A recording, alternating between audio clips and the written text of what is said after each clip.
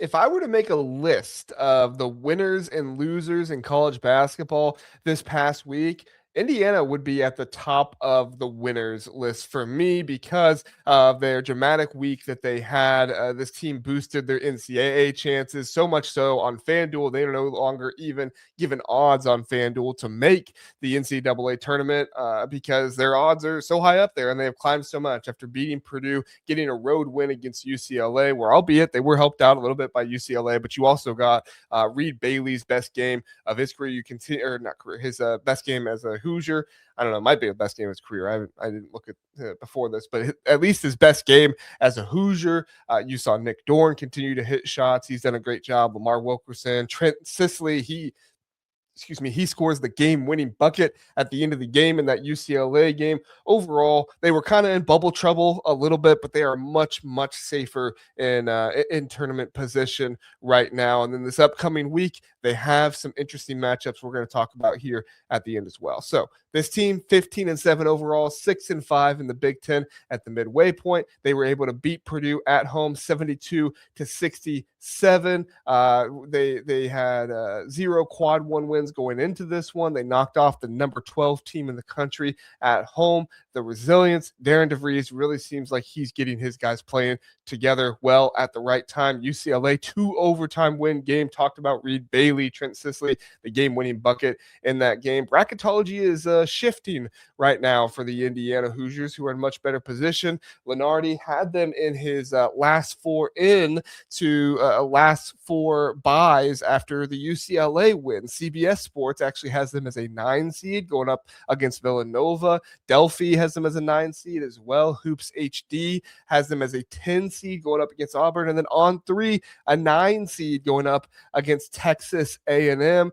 This is a great situation. These are teams that Indiana can beat. I'm not going to say they are for sure at this point. We'll see how the season ends out here, but these are teams that they definitely can beat. They have 2 quad one wins now, still 1-1 in the quad 2 games, but they climbed from number 32 to number 29, 7th in the Big Ten. They are well ahead of Ohio State, who sits at number 40 right now. Ken Palm, they are number 33 overall. I mean, you look at the metrics, they have risen in all of these metrics. They got some help from Ohio State losing to Wisconsin, San Diego State, Virginia Tech. Some of these teams losing really helped them. But the thing that helped them the most was Nick Dorn. I mean, Nick Dorn has been fantastic since coming in to the starting lineup. 44.3% from 3 on 106 attempts. This isn't like, oh, we shot 15 attempts or something. He has 106 attempts on the season, shooting over 40%, nearly 45% from 3, 15 attempts from 2, and he's shooting 77.3%, 11 of 15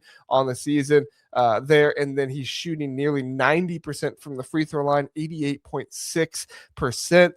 He's had a recent surge, averaging 36 minutes per game, and they just done an excellent job with getting him the ball, and he's done an excellent job of moving without the ball to be able to get himself open as well. It feels like, and I said this at the beginning of the season, it felt like once this team started to get some chemistry, you would really see Indiana turn into a better basketball team that really could contend more for the NCAA tournament. They were kind of on the outside looking in, maybe a little bit there at one point during the season, and now they got the big confidence boost they needed, beating Purdue. That was a huge game. Like I said, Nick Dorn, Reed Bailey gives you a huge games against UCLA. It's the chemistry, it's the physicality down on the block and the paint as well. A guy like Reed Bailey also had a lot more physicality in that Purdue game. You thought that Purdue would be able to just kind of abuse the front court of Indiana a little bit with what you saw this season, but that's not what we saw in that game. Tucker DeVries, he's playing better.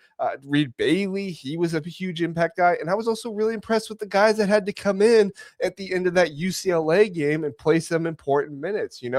Miles coming in that game, like I said, Trent Sisley, he hit the game-winning shot in that one, and the leadership of Lamar Wilkerson to be able to provide some offensive spark for this team. This team has a whole lot going for them right now, and now They just have to prove it. They have a 10 p.m. tip Eastern time on Peacock at USC. You best believe that's a game we'll be staying up for here on the Big Ten Huddle.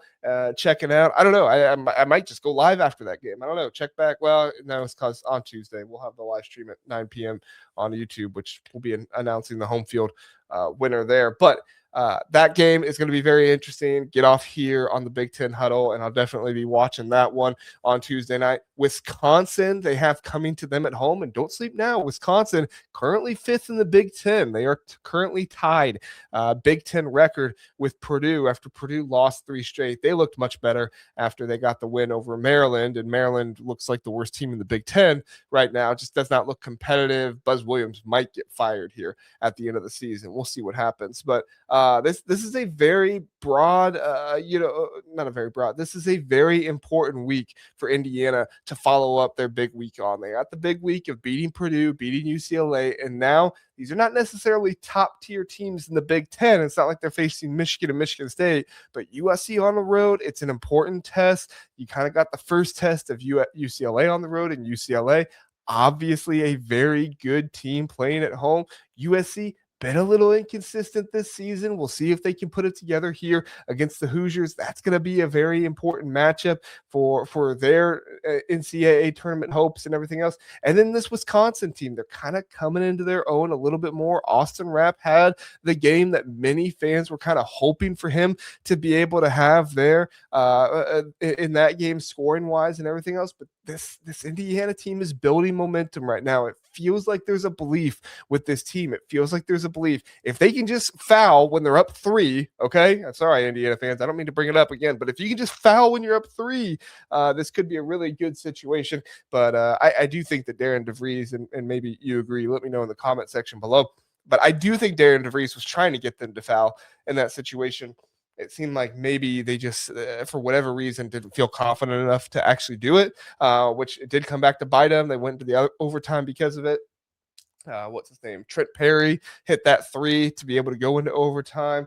That was a huge clutch shot by him. They're not going to hit that very often, but in the off occasion they do. It really does suck, but this Indiana team, they have a lot of drive. They have a lot of resilience. They have a lot with them and what they can do. 9 games left before Selection Sunday for the Indiana Hoosiers. IU's week of transformation happened last week. We'll see if Dorn can continue to rise. We'll see if this team can pick up wins at USC and against Wisconsin. Let me know down in the comments. What's your predictions? Are you going to predict Indiana to get a win over Wisconsin, a win at USC? I'm very interested to see what happens with this Indiana team because I think they have a very, very good shot to be able to go to the NCAA tournament, make a little bit of noise. Now, as a 9 seed, even if you win, you're probably going to face a very good 1 seed.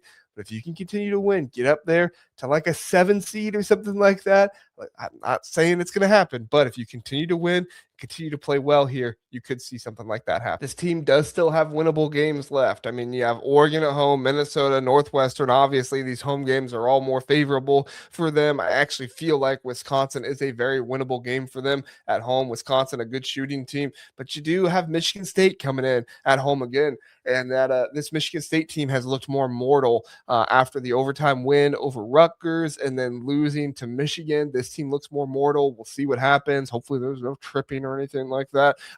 Sorry, Michigan State fans. Sorry, just say we don't want anybody to get hurt, okay? But we'll see what happens. They are going to have to go to Ohio State on March 7th. Listen, you know me, I'm a Buckeye fan, but the Ohio State team does not have a home court advantage, okay? I think a lot of people look at an away game against Ohio State as much more difficult than it actually is, and I'm not saying it's an easy game or anything like that. Ohio State obviously has a very high-powered offense this season, but they just let Austin Rapp put up 19 points on them when they traveled to Wisconsin. And they don't have the most fan support there at Ohio State where they play at. So I'm not saying that, you're going to see a huge game from Nick Dorn or anybody like that, but it would not surprise me if this team going up against Ohio State later on in the season has a really big game. I think that might be the last game of the season. Yeah, that's the last game of the season there. So we'll see how that works out. But overall, this Indiana team set up pretty well. You go to Mackey Arena, Purdue. I'm sure they'll want some revenge, but you just showed that you can beat that team. So go beat them again. Really, the biggest games I'm concerned for this Indiana team is away against Illinois and home against Michigan State. Of course, away at Purdue as well. But like I said, you just beat Purdue. So hopefully, if you play well like that in Mackey, we'll see something like that happen. 4 of their last 5. I mean, Indiana's won 4 of the last 5. That was kind of Mike Woodson's bread and butter there for a little bit, but it's continuing under Darren DeVries. So does Matt Painter have a Hoosiers problem? I don't know. We'll have to see what happens.